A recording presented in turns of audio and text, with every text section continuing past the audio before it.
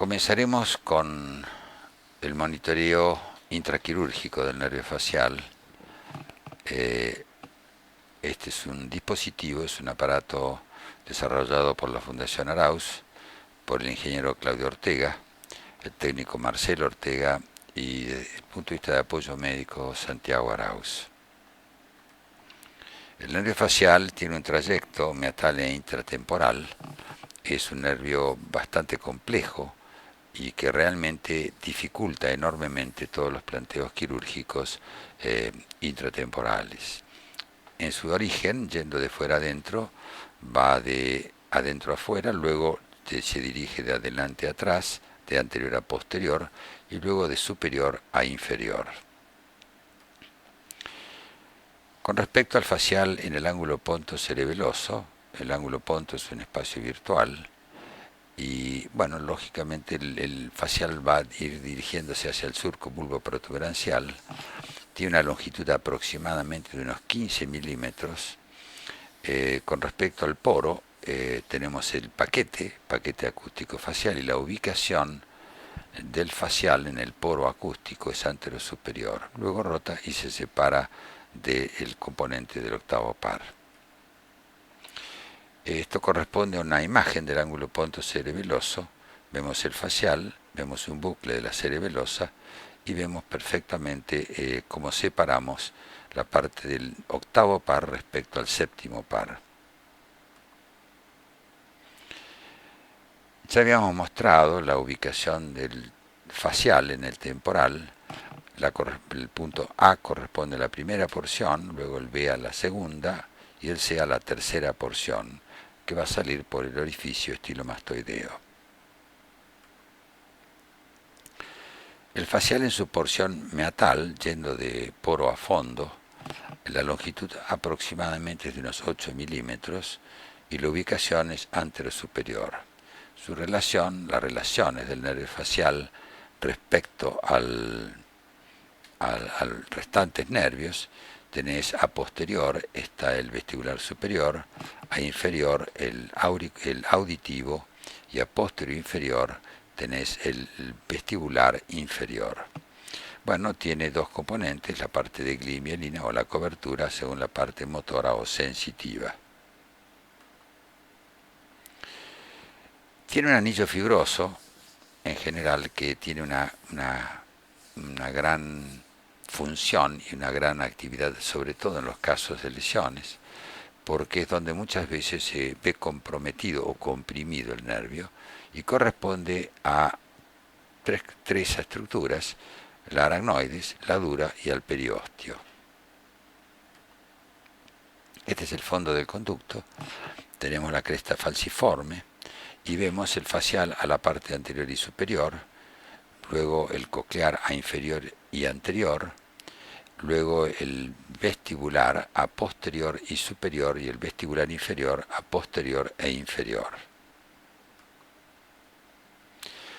Respecto a la primera porción, vemos la relación de la primera porción respecto a la estructura coclear y al vestíbulo. Tiene una longitud de aproximadamente 3 a 5 milímetros, el ángulo es más o menos de 125 grados, el diámetro del nerviducto es de 1.4 milímetros, pero del nervio es de 0,95 milímetros, es decir, la ocupación del nervio dentro del nerviducto corresponde más o menos a un 70% del mismo. Y la primera porción terminará a la altura del ganglio geniculado. Con respecto a la cara más anterior de la segunda porción, hay mucha chance de la dehiscencia del nervio. Ese es el cuidado que tenemos que tener cuando vamos al protímpano anterior, a la parte más anterior del ático, porque muchas veces nosotros encontramos por delante de la cabeza del martillo colestatoma, limpiamos la caja y resulta que nos encontramos posteriormente con una lesión del nervio facial. Y como decía el doctor de la Cruz, en el 70% de los casos el cirujano no sabe dónde generó la alteración del nervio facial y posteriormente a la cirugía aparece desgraciada complicación de una parálisis.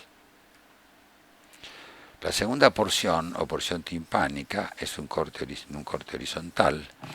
El codo, el primer codo, tiene más o menos aproximadamente 80 grados. El ángulo es de anterior a posterior, lógicamente tiene más o menos 35 grados. La longitud es de 11 milímetros y el diámetro del nerviducto es de 1.8 milímetros.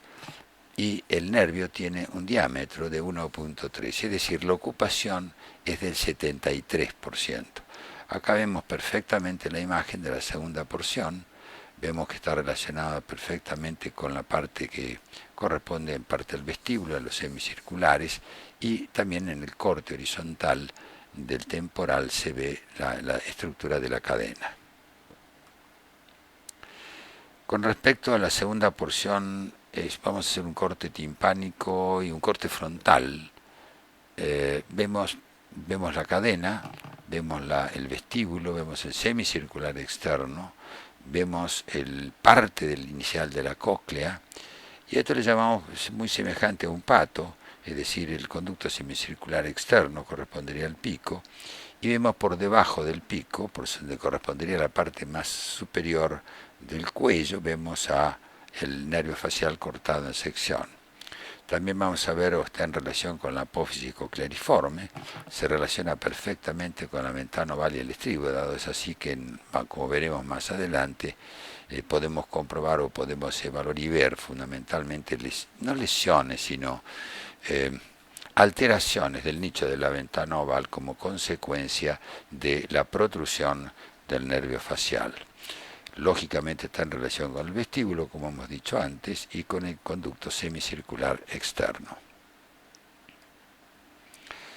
Acá vemos imágenes otoscópicas a la imagen izquierda, corresponde a una vista de la mitad posterior de la caja timpánica, vemos el promontorio, vemos el mango del martillo y la membrana anterior hacia anterior, a superior y posterior vamos a ver el yunque, el tendón del músculo del estribo, y vemos perfectamente la ventana redonda. Esto es un oído abierto. En un oído cerrado pero perforado vemos el músculo, el tendón del músculo del estribo, vemos parte del yunque, vemos perfectamente el facial, promontorio y ventana redonda, y vemos por arriba, hacia superior respecto a la ventana oval, vemos el facial que está perfectamente ubicado. Estas son diferentes situaciones de imágenes. La primera es una lesión generada por un colesteatoma que se liberó, es un colesteatoma, llamémosle seco, autolimpiante, es una cavidad autolimpiante. Se ve el martillo, se ve la mitad anterior de la membrana, una gran retracción de la mitad posterior de toda la parte de la membrana timpánica. Vemos el facial en su segunda porción, el yunque, que le falta parte de la apófisis larga o de la lenticular, vemos el estribo y el tendón del músculo del estribo. En la imagen inferior a la que estábamos nombrando encontramos el facial perfectamente también por un colesteatoma que fue autolimpiante, es decir, autolimpiante relativo, pero que no supuraba y que realmente se muestra perfectamente el nervio facial y parte de la cabeza del estribo. Vemos el resto de la membrana timpánica y la parte posterior superior de la misma con un desgaste óseo. Con respecto a la imagen superior, también vemos el facial en un colesteatoma en actividad que cruza, por supuesto, la segunda porción de facial de anterior a posterior, es decir, en la imagen, lógicamente, de superior a inferior. Cuando nosotros decidimos realizar una cavidad radical, tenemos que tener presente la ubicación del nervio facial. Una de las alteraciones, desgraciadamente, que pueden presentarse poco frecuentemente es la falta del antro. Y en el caso de que nosotros hagamos una antrotomía a nivel de la hora 10, tenemos o corremos la dificultad, o podemos tener la dificultad, como se nos ha presentado en un caso, de caer directamente a lo que correspondería al nicho de la ventana oval. Vemos la imagen donde hay una malformación de la ubicación de la tercera porción, y luego sobre la parte del marco derecho vemos dos faciales, el primer facial que no carece de segundo codo y el segundo facial que pasa por debajo del nicho de la ventana oval, es decir, vemos el promontorio, vemos el facial en su segunda porción, que casi no tiene codo, vemos el nicho de la ventana oval y el conducto semicircular externo, es decir, cuando nosotros realizamos o pretendemos realizar una cavidad o una actitud quirúrgica en un oído, lo primero que tenemos que tratar de localizar es el nervio facial. Es decir, no es que hay que en una otoesclerosis o en una reconstrucción de la membrana timpánica, tenemos que buscar el facial, pero si tenemos que actuar cerca de él, lo primero que tenemos que hacer no es escaparle al facial, sino buscar el nervio facial para poder tomar puntos de referencia. Acá tenemos la tercera porción. La tercera porción, lógicamente, lo vemos en un dibujo y lo vemos en un temporal. Vemos que el tercer codo tiene entre más o menos 90 y 120 grados, el diámetro del nerviducto es de 1.8 milímetros y el diámetro del nervio es de 1.1 milímetros, es decir que la ocupación es de 55%, es la zona donde el facial está más libre dentro del nerviducto. De las tres porciones, la más libre, es decir, la que tiene mayor espacio para lo que entre el facial y la porción ósea del nerviducto, es decir, la ocupación en realidad del nervio facial es de 55 milímetros y la longitud es de 13 milímetros.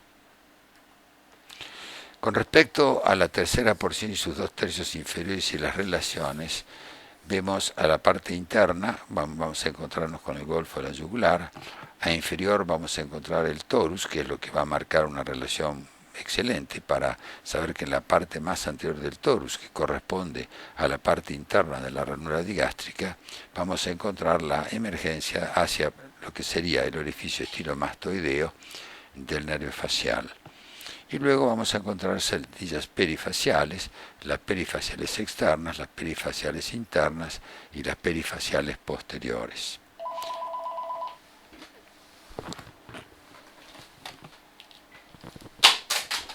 Con respecto a la relación facial y conducto auditivo externo, vamos a tener que el facial tiene un corte, en un corte horizontal, por supuesto. Vemos que el facial ocupa el tercio interno del conducto auditivo externo. Es decir, lo vemos acá el facial en el preparado, en el dibujo, discúlpenme, A, B, tercio interno, tercio medio y tercio externo. Y luego vemos perfectamente el facial en el preparado, cómo se va manteniendo en el tercio interno de su conducto y separándose levemente de lo que implicaría la pared posterior del conducto. Las relaciones del facial en tercera porción y sus ramas, vemos el segundo codo en la imagen, en el dibujo, vemos la cuerda del tímpano, que es una rama del nervio facial, que va a corresponder luego va por la cisura de Glasser, pasa por externo respecto a la apófisis longitudinal larga, del yunque, y interno respecto al cuello del martillo. Y luego por la cisura de Glasser sale de la caja timpánica. Luego vemos la tercera porción y luego vemos el orificio estilomastoideo y la bifurcación del nervio facial. En la imagen a la derecha, en la imagen otoscópica, vemos al facial pasando por la parte externa de la apófisis lenticular y por la cara interna del martillo. Las alteraciones o malformaciones. Con respecto a las alteraciones, estructuras normoformadas y dependiendo también de la neumatización podemos encontrar alteraciones. Malformaciones de cavidades neumáticas propiamente dichas, como acabamos de nombrar, la falta de, por ejemplo, del antro, las malformaciones propias ahora del nervio facial. Es decir, el nerviducto puede ser incompleto o bifurcado y el trayecto puede tener porciones, varias porciones, o los codos tienen que estar o pueden estar alterados o faltantes, como hemos mostrado, donde falta en el segundo codo en las imágenes anteriores. Las diferencias de la neumatización, vemos dos temporales totalmente diferentes en su neumatización. El corte muestra perfectamente la neumatización en el lado derecho y la falta absoluta de neumatización del lado izquierdo. Eso es una de las dificultades para la identificación del nervio facial, ya que muchas veces vamos a encontrar, cuando nosotros estamos fresando, un temporal bien neumatizado, vamos a encontrar lógicamente la posibilidad de ver el nervio facial, y a veces lo hemos encontrado totalmente libre, es decir, el nerviducto absolutamente libre en la mastoides. Muy por el contrario, en aquellos temporales en los cuales hay una gran si está muy está eburnio, no tiene muy poca neumatización, la ubicación del nervio facial lógicamente se ve complicada. Acá tenemos entonces de cavidades neumáticas, como dijéramos, y acá hicimos la antrotomía y vemos, lo primero que vemos es una bolsa de retracción del colesteatoma y vemos la apófisis larga del yunque. Entonces se ve el yunque, se ve la bolsa de retracción, se ve parte de la segunda porción del facial y se ve parcialmente la mastoides en forma parcial. Es decir, en estos casos, y abajo está la forma de los dibujos, donde podemos evaluar que el segundo codo, la alteración del segundo codo puede ser poco procidente o muy procidente respecto a la profundidad de la cavidad antromastoidea. En el caso de la poca procidencia, bueno, realmente no es tan difícil o es más complicada la lesión. Pero cuando nosotros tenemos un temporal con una gran profundidad o una gran elongación con respecto al segundo codo, tenemos que leer muy bien la tomografía previamente para tratar de identificar al facial y poder estar preparados para una posible mala ubicación durante el acto quirúrgico. Con respecto a la dehiscencia y protrusión del nervio facial, acá tenemos en la segunda porción. En la segunda porción vemos al facial que está ubicado, no solamente está dehiscente, sino que está procidente respecto al estribo. Vemos el estribo, vemos la apófisis larga del yunque, la apófisis lenticular, el prementorio y el nicho de la ventana oval. Hay algo que es importante consignar. En la mayoría de los casos en que el facial está procidente, encontramos al nicho de la ventana oval o encontramos en el nicho de la ventana oval una pequeña separación del facial, mucho más lo encontramos a posterior que anterior. Es decir, cuando estamos haciendo una autoesclerosis y encontramos un facial procidente, en general existe una cierta relación o una cierta abertura a posterior. Generalmente es a posterior y no a anterior. Vamos a mostrar las alteraciones de la tercera porción. Vemos en los esquemas las diferentes posibilidades que podemos encontrar. Vemos en el primero de los casos un facial que está bifurcado, como en el segundo de los casos también, y en el tercero un facial angulado. Y muchas veces el facial no solamente está angulado, sino que está dirigido hacia la parte mastoidea, es decir, no sale del orificio estilo mastoideo, sino se va hacia la parte posterior de la mastoides. Eso es que tenemos que tener mucho cuidado cuando nosotros queremos decolar hacia la parte posterior de la mastoides y poder encontrar la posibilidad, o desgraciadamente la posibilidad de una lesión. Vuelvo a repetir lo que dijo el doctor Antonio de la Cruz. Desgraciadamente, en más del 70% de los casos, los cirujanos no nos damos cuenta en qué momento hemos lesionado el facial. Con respecto a la tercera porción, otra opción, bueno, acá tenemos el facial bifurcado, o también puede ser bifurcado con las ramas parejas o bifurcado con las ramas desparejas. En el caso, acá vemos en los otros casos que son tomografías, vemos perfectamente la ubicación del nervio facial en la primera imagen, en la superior y a la izquierda, y luego vemos una diversificación, una doble ubicación del nervio facial en la segunda imagen. Eso es algo que hay que tomarlo en cuenta, como la vemos en la imagen que está en el centro, que hay que mirar la tomografía, hay que mirarla con precisión, detalladamente para poder suponer la posibilidad de una lesión del nervio facial, porque realmente el disgusto de la lesión del nervio es a veces absolutamente irreparable. Con respecto a la tercera porción, también hemos tenido casos donde vemos acá la falta absoluta de los nichos de la ventana, tanto oval como redonda. Vemos la pared posterior del conducto, vemos una timpanotomía muy posterior, muy amplia. Es una cavidad que ya estaba intervenida, y vemos que el facial, en la parte del tendón del músculo del estribo, no estaba el tendón del músculo del estribo, no tenía nicho de ventana oval, estaba como si fuera en la segunda porción del facial, comenzando el segundo codo. Es decir, falta el estribo, falta el nicho de la ventana oval, falta la ventana redonda, el segundo codo no lo identificamos, y hay una bifurcación en este caso en particular en la cirugía de la tercera porción. Estadísticamente, entonces, temporales los vemos hicimos 145 en 55 en tejidos blandos, normales en el 65% fueron aproximadamente 65% fueron 36 faciales, y con alteración en el 35%, encontrándose entonces un porcentaje del 19%. Estas 19 faciales, perdón. Con respecto a en los casos quirúrgicos, en tímpanoplastias, en normales, encontramos el 74% alterados, es decir, encontramos más alteraciones en los casos de cirugías que en los temporales. Fueron 855 sobre las 1150 cirugías, y con alteración en el 26% de los casos fueron 295 faciales. Lógicamente, las alteraciones más comunes son las dehiscencias, como veremos, a nivel de la segunda porción. Entonces, la estadística en temporal es la porción alterada. El 95% de los casos es la segunda porción. El 5% de los casos es la tercera porción. Y nosotros no hemos encontrado alteraciones de la primera porción.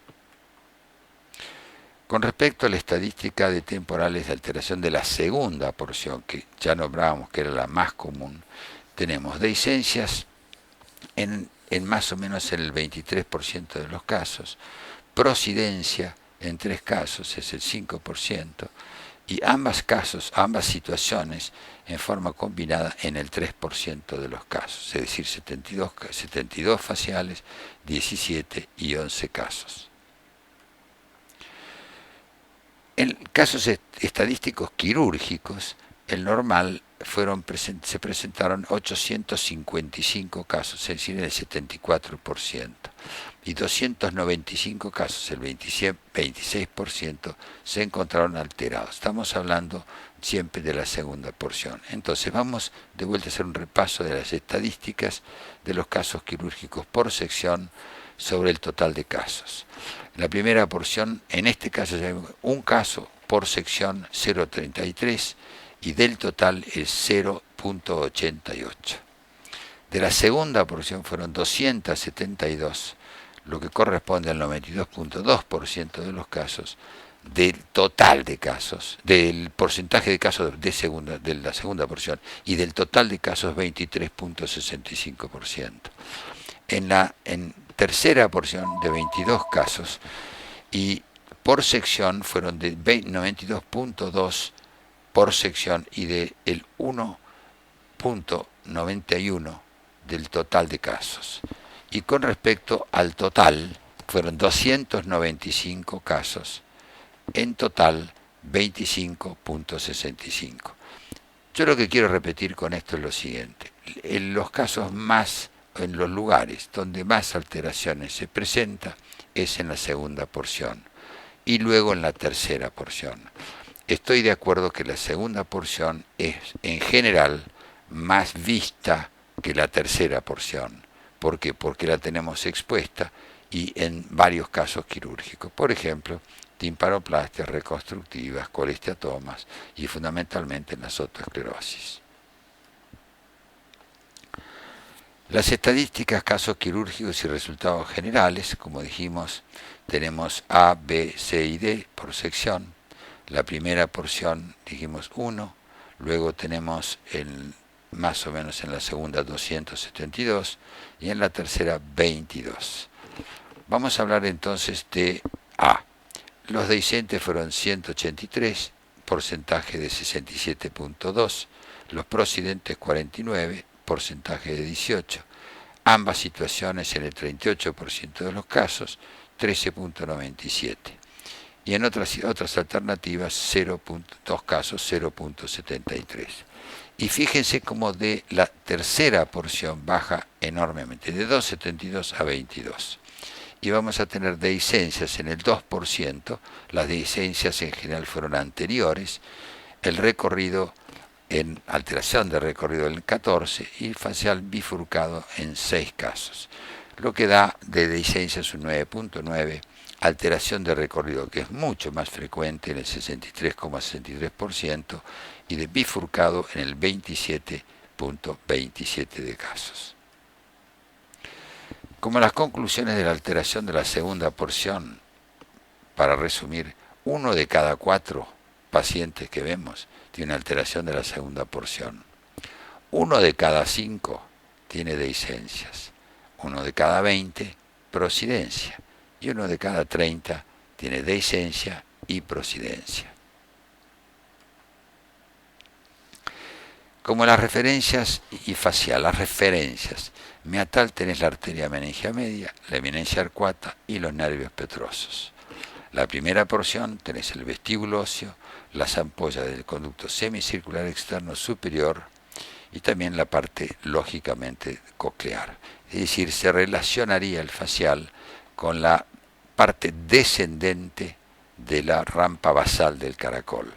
La segunda, el espacio cuadrangular y la apófisis cocleariforme, la ventana oval y el estribo, la pirámide y el seno intrapiramidal. Y con respecto a la tercera porción, el comienzo en el conducto semicircular externo, la apófisis corta del yunque, la pirámide y la cuerda del tímpano y el torus digástrico. Estas son las referencias que tenemos para manejarnos en los temporales o cuando estamos en cirugía. Todas estas referencias que son tan claras, son claras en faciales, en temporales frescos o en estructuras frescas, pero cuando estamos operando en general, muchas de estas referencias no se encuentran, lógicamente, por lesiones, como en el caso de colesteatomas. Acá tenemos una cavidad radical, donde vemos la meatoplastia y el lomo del nervio facial en la imagen inferior. Vemos la membrana timpánica con el martillo, el facial a superior y en forma perpendicular su ubicación respecto al martillo y toda la cavidad posterior de la cavidad radical.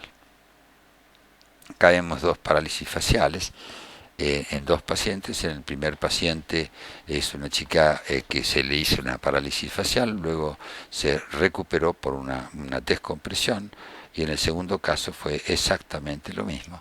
Fue una lesión de la tercera porción y con una recuperación simplemente por una descompresión. En este paciente el hombre no fue una lesión de desgarro, sino simplemente fue por una cuestión de temperatura, según fue el comentario. Con respecto a las bases fisiológicas del nervio facial, es como un cable coaxil. El nervio periférico está cubierto por un epineureo, luego vienen los fascículos. A su vez, cada fascículo tiene esa estructura llena, por supuesto, de los axones, cuya cada axón tiene lógicamente, está cubierto por una vaina de mielina, y aparecen periódicamente los nudos de Ranvier, y por supuesto está cubierto con las vainas de Schwann. La base fisiológica tiene una unidad motora. La unidad motora es el cuerpo celular, luego el axón y las ramas terminales, y luego las fibras musculares asociadas que ejecutan la orden eléctrica del nervio facial.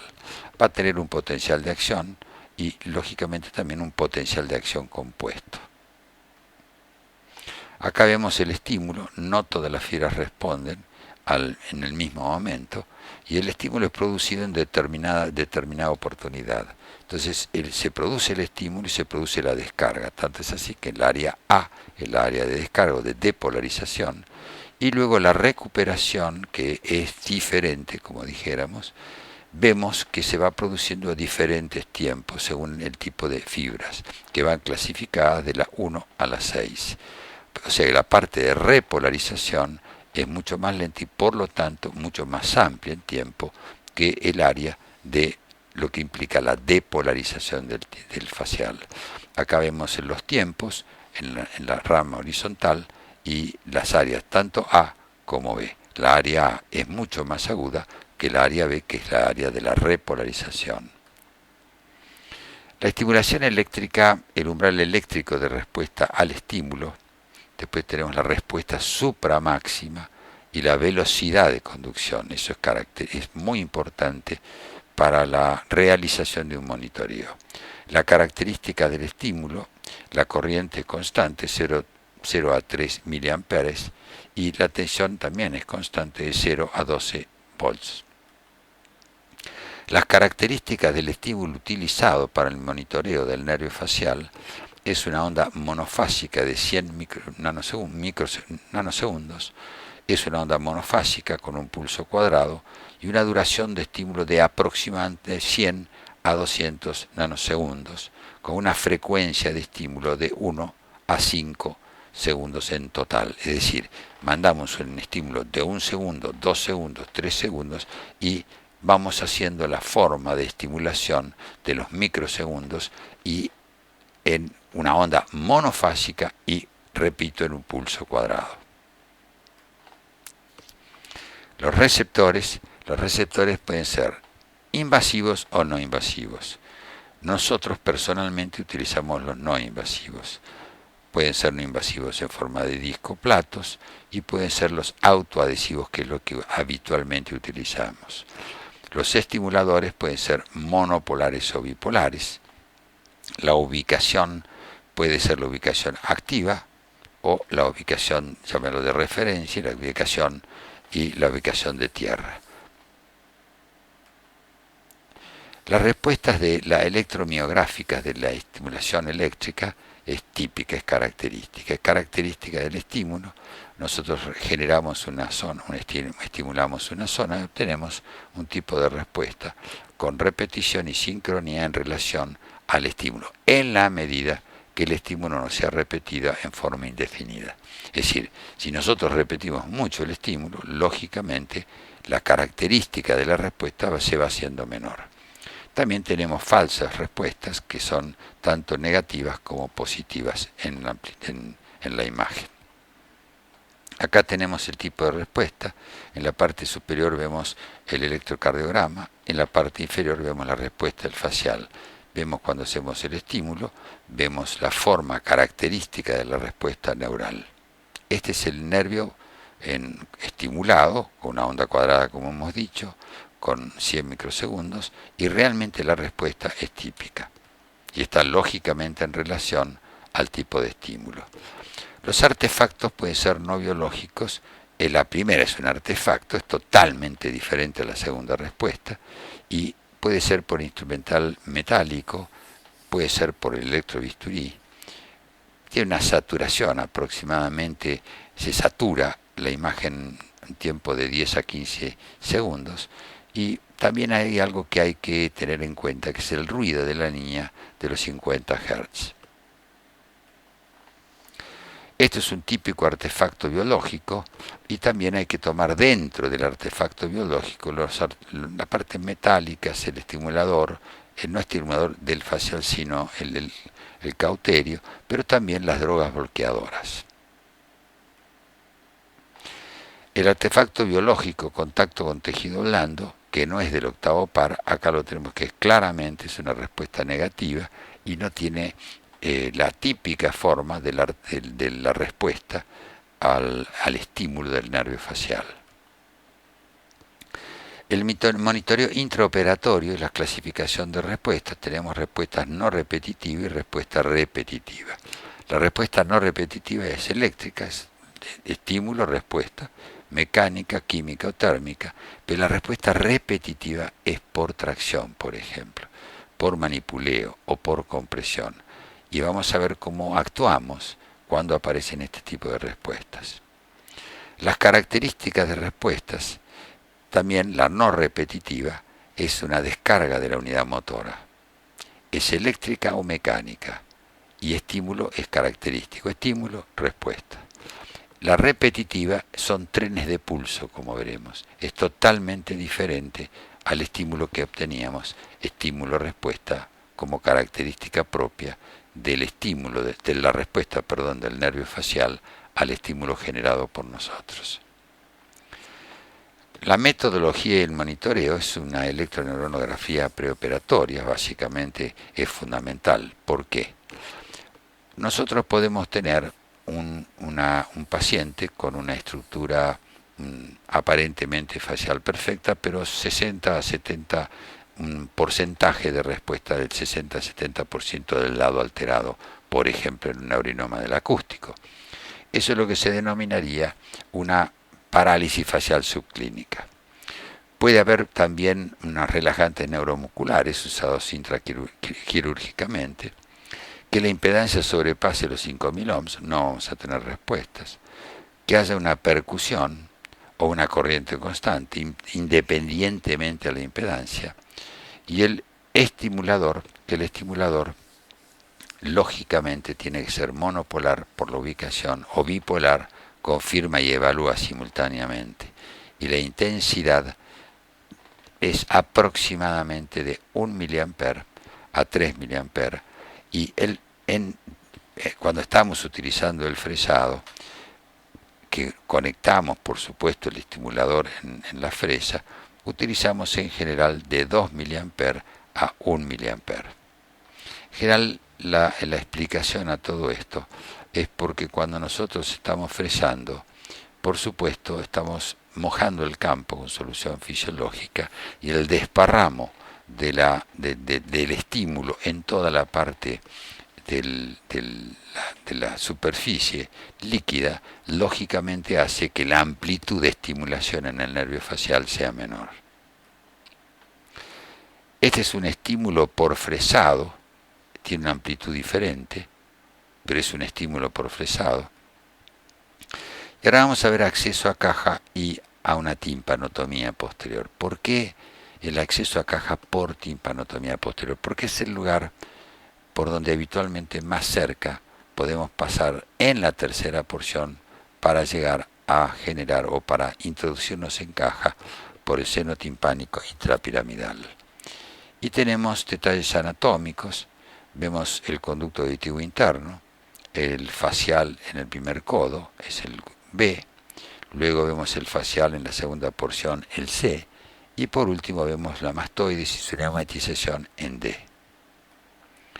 Con respecto a este otro corte, vemos el seno timpánico intrapiramidal en A, vemos el facial en el tercio superior, que tiene su lesión o su ubicación en la parte más superior con respecto a lo que implicaría en la tercera porción y su relación con el conducto, y el seno timpánico extrapiramidal. El seno timpánico extrapiramidal es por donde vamos a introducirnos en caja timpánica. Con respecto, en este caso, vemos el seno timpánico intrapiramidal claramente, vemos el espacio externo del ático y vemos el espacio anterior del ático, lo que sería el protímpano, la parte más anterior. Vuelvo a insistir con respecto a que el espacio anterior del ático hacia su cara interna puede existir perfectamente dehiscencias de la primera porción del facial, es decir, de la punta más anterior donde ya termina el primer codo, y nosotros estamos sacando o eliminando un colesteotomía y nos encontramos con una lesión posterior a la cirugía. Acá vemos más detalles anatómicos, vemos el conducto semicircular posterior, en B vemos el seno timpánico intrapiramidal, se ve perfecto, el C es el extrapiramidal, el D, perdón, es el extrapiramidal, el E corresponde a la mastoides y el F al conducto auditivo externo.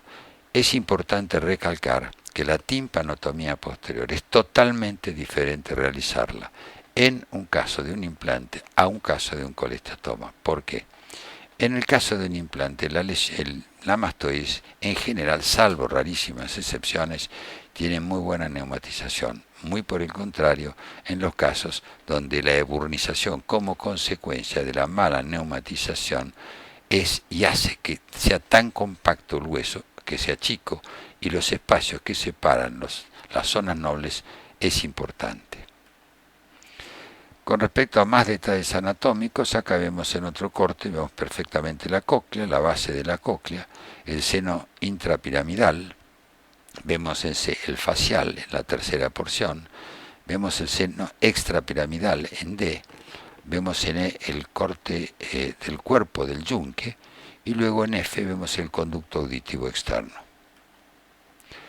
Y acá marcamos el espacio por donde está la ruta para la timpanotomía posterior. En A vemos el nervio facial y en B la pared posterior. Poca gracia tiene hacer una timpanotomía posterior desgastando la pared del conducto, que sí, es preferible, por supuesto, desgastar la pared del conducto antes que lesionar el facial. En el caso de que una persona empiece haciendo una timpanotomía posterior, yo le diría como consejo que yo decolaría el conducto auditivo externo membranoso, llevaría la mitad posterior de la membrana hacia anterior, haría la timpanotomía posterior y luego repondría los colgajos blandos. ¿Por qué? Porque en ese caso, si yo dejo la pared blanda sobre o adherida a la pared del conducto óseo y yo desgasto la pared, voy a romper o desgastar o desgarrar tanto la membrana como la pared posterior del conducto. Por el contrario, si yo previamente la corro, previamente la decolo, puedo darme el lujo de comer 1 milímetro, por ejemplo, de la pared posterior y luego reponer el colgajo y que la imagen pase desapercibida. Y fundamentalmente que yo le pasé más lejos al nervio facial y no alteré las paredes del conducto blando. Acá tenemos otros detalles anatómicos, que es el nervio facial, cómo el nervio facial se va llevando o se va yendo de arriba a abajo hacia la tercera tercio interno del facial. En la primera imagen izquierda, vemos el nervio facial. En la segunda imagen superior ya vemos que está mucho más cerca de lo que correspondería al corte o sección de la membrana timpánica. Y después, en el último, en la inferior, vemos que ya está en relación con la tercera porción.